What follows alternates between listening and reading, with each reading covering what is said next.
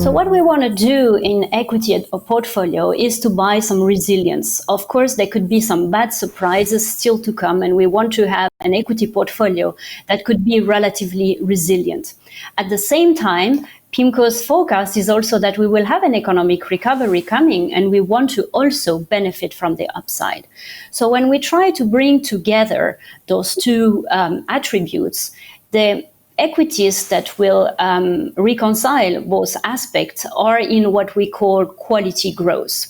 And when we scan the world for those companies that have the steadiest cash flow, that have the highest return on equity, while at the same time having robust balance sheet, we find most of these companies in the United States. And therefore, this is the region that we recommend having an overweight. Of course, some might be a little bit more optimistic about the outlook and would want to bring a little bit more cyclicality in the portfolio.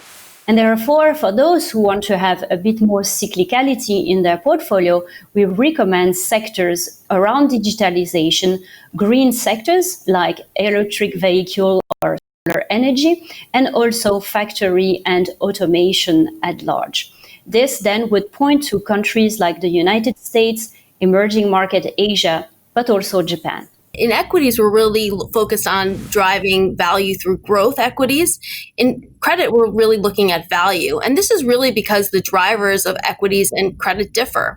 Where in equities, growth is the real driver for returns. In credit, solvency is the real driver for returns.